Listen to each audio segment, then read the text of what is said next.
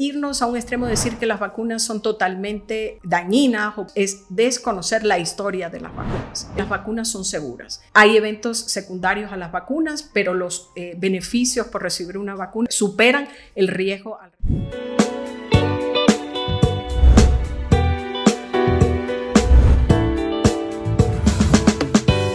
Conversamos con la doctora Dayami Martínez, experta en medicina comunitaria y medicina familiar, para despejar algunas dudas del proceso de vacunación. ¿Quieres saber cuáles son las vacunas más importantes? Según la edad, te lo contamos aquí en Escuchar para Sanar.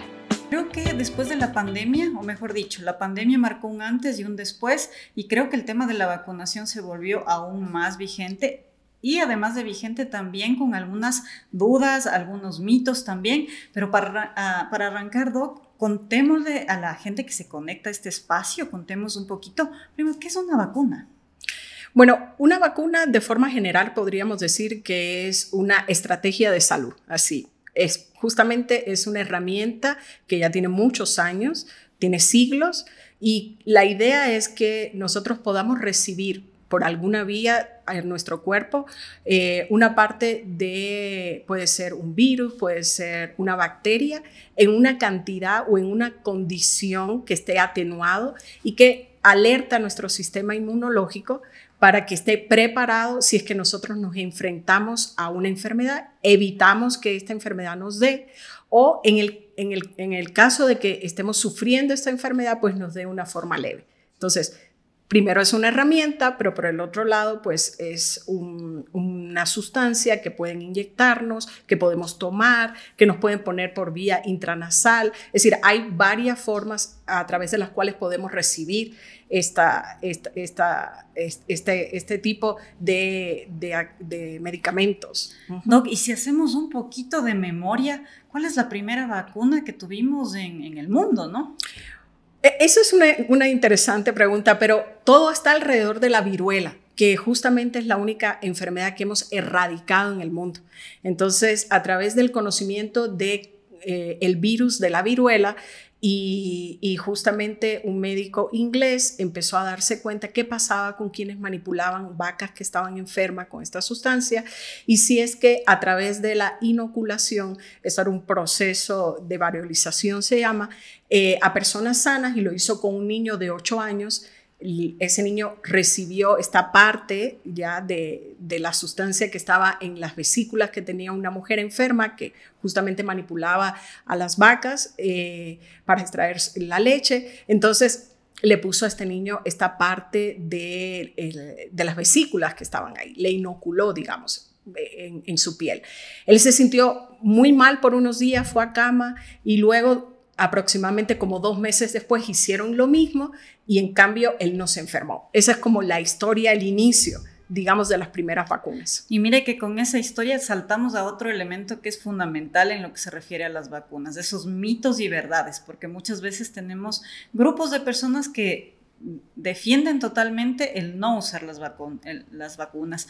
Ahí contemos un poquito esos mitos, vamos despejando esos mitos, pero también ahí reforzar cuál es la importancia de estos procesos. Sí, yo creo que el hecho de que puedan existir posturas que se consideran antivacunas, que no reconocen la importancia de las vacunas, es como irnos a un extremo. Lo primero es que ante cualquier acción o intervención médica siempre tenemos que conocer que pueden haber efectos secundarios, ¿cierto? Efectos no deseados. Eso no quiere decir que cuando se hace el proceso de obtener una vacuna, no se evalúen los riesgos y los beneficios para justamente tomar la decisión de utilizar esta vacuna.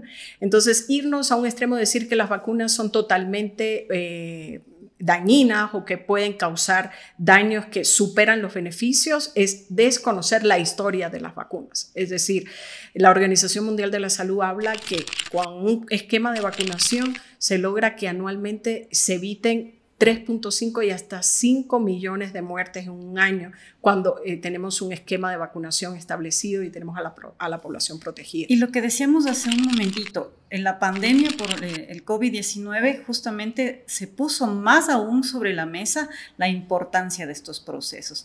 Ahora, si podemos compartir también con la comunidad cuáles son aquellas vacunas que no nos pueden faltar. Es decir, desde que estamos pequeñitos, desde el día 1 hasta pues los diferentes adultos mayores, los adultos jóvenes. ¿Cuál es esa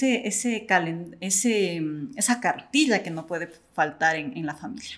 Sí, las estrategias de vacunación pueden ser generales a través de campañas de vacunación o programas ya establecidos que están habitualmente divididos por edades. Entonces, por ejemplo, los menores de 1 año, la primera vacuna que se recibe es la vacuna que se llama BCG. ¿Contra qué enfermedad estamos evitando que tengamos un tipo de tuberculosis meningia o una enfermedad tuberculosa diseminada? Tempranamente, en las primeras 24 horas de nacido un niño, recibe para la vacuna una vacuna contra la hepatitis B. Estos son enfermedades importantes y mire que recibimos justamente a edades tan tempranas como en los primeros días de nacido.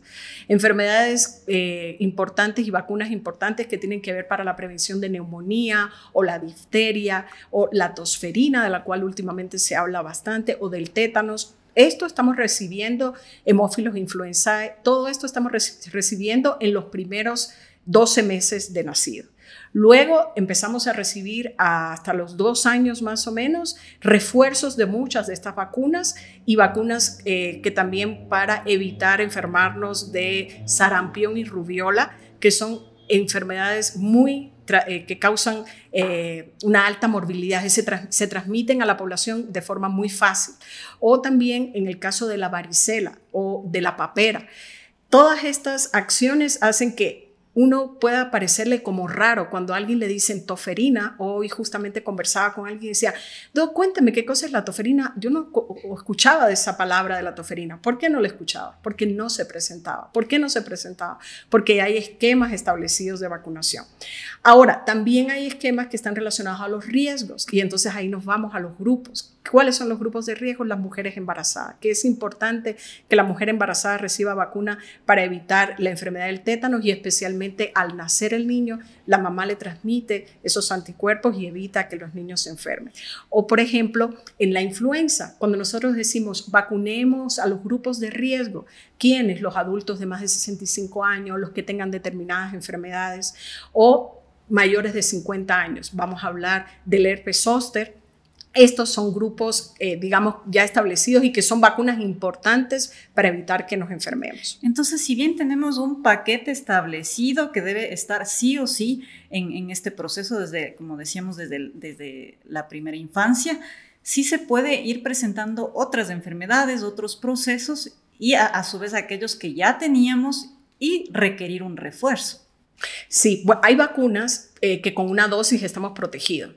La vacuna de la fiebre amarilla. La vacuna de la fiebre amarilla está en nuestro esquema de vacunación. Hoy, en estos días, 2025 es de alta importancia. Si escuchamos qué está pasando, por ejemplo, en países vecinos con relación a esta enfermedad, estamos en alerta y está en el esquema de vacunación del Ecuador, la vacuna de la fiebre amarilla. Y esa recibimos una dosis. Y esa nos protege a lo largo de toda la vida, no necesitamos refuerzo.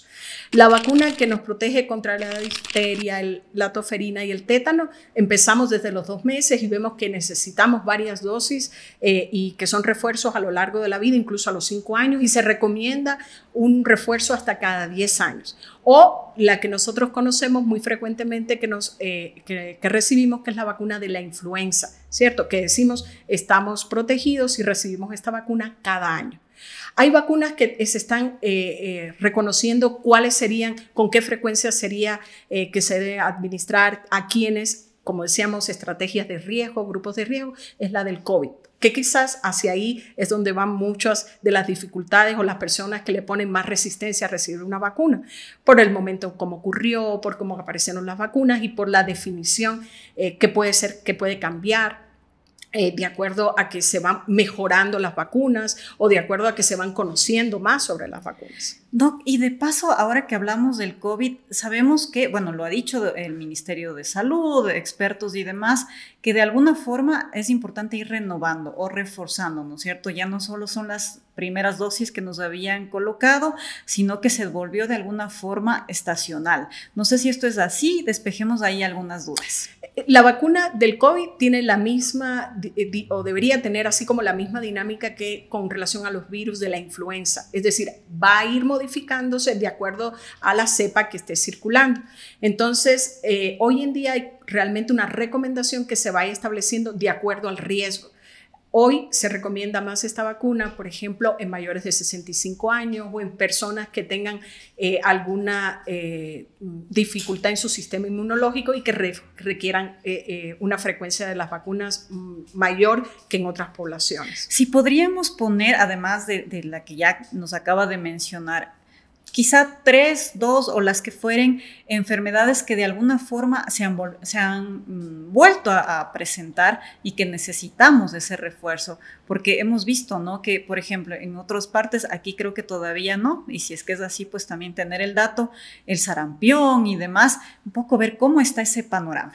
Sí, definitivamente, si me preguntas así, vacunas que no deberíamos olvidarnos de ponerle a nuestros hijos y los refuerzos, la vacuna, la MMR, que decimos que justamente es contra la sarampión, contra la rubiola y la papera, la parotiditis, y la vacuna que tiene que ver contra la difteria, la tosferina y el tétanos.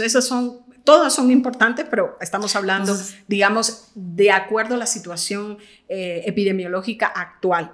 En el Ecuador no tenemos sarampión endémico, es decir, que sea nuestro, pero nosotros estamos viendo las noticias en los Estados Unidos, en Canadá, en México, tienen casos de sarampión. Entonces es importante que la población reconozca la importancia de que especialmente los niños reciban esta vacuna. Y además que esto se va moviendo, ¿no es cierto? Puede ser que no tengamos en este momento, pero puedan haber casos más adelante. Y es importante, luego de tener este abanico de aquellas vacunas, de aquellos procesos que deben estar de cajón, cuáles están disponibles en el sistema público y cuáles no, y debemos acceder a través del sistema privado. Sabemos que el Voz-Andes, justamente el Hospital Voz-Andes, tiene un centro especializado, y también para saber cuáles son los elementos que debemos tomar en cuenta para acceder a una vacuna segura. Bueno, realmente el Sistema Nacional de Salud del Ecuador tiene una cartilla de vacunación, como mencionabas, amplias. Yo diría que estamos hablando como de unas 16 vacunas, casi 20 enfermedades que estamos previniendo, que hemos estado mencionando en este rato, vacunas de la hepatitis B, vacuna de la hepatitis A, como decía ya, la fiebre amarilla, que están dentro del sistema de vacunación. Hay vacunas a partir de los 9 años que pueden recibir los niños y las niñas para evitar el papilomavirus, están dentro del sistema de vacunación. Y, por ejemplo, la vacuna para el herpes zóster es una vacuna que puede recibirse a través de otros sistemas de vacunación. En el Hospital Voz-Andes nosotros tenemos un centro de vacunación donde reciben vacunas que están incluidos, incluso tan importantes de las que ya hemos hablado, y otras que están fuera del Programa Nacional de Salud. Y mi doc, cerrando un poco ya este espacio para que la comunidad pues esté enterada, para que la comunidad sepa de primera mano de los expertos, de aquellos profesionales que están en el día a día, podemos quizá dar 3 tips que no se nos pueden olvidar a la hora de hablar de vacunación. El primero, que yo diría que las vacunas realmente salvan vidas. El segundo, si usted tiene una inquietud con relación a una vacuna, no deje de recibir esa vacuna, sino pregunte a su médico, infórmese, tomen una decisión compartida por qué usted estaría resistente a que usted o su hijo reciba esa vacuna, para que su médico le pueda dar los argumentos y finalmente tomar una decisión. Y la tercera, que las vacunas son seguras. Hay eventos secundarios a las vacunas, pero los beneficios por recibir una vacuna superan el riesgo al recibir una vacuna que que es segura y que es eficaz. Y como decía, me quedo con el primer consejo. Obviamente los dos restantes son importantísimos, pero las vacunas salvan vidas, Doc. Y bueno, qué gusto haber compartido con usted este espacio. Le agradecemos un montón por haber visitado esta casa, pero sobre todo porque sabemos que vamos a seguir llevando información de primera mano, información también para despejar dudas, para que la gente pueda tener herramientas también para cuidar su salud. Y eso es lo que más nos importa en este espacio. Y les invitamos a ser parte justamente de este nuevo camino, de este nuevo espacio de la mano del Hospital Voz Andes y todos sus servicios para que estemos bien cuidados, saludables y salvemos vidas también, Doc. Muchas gracias. Sí, el bienestar de todos es una prioridad para nosotros.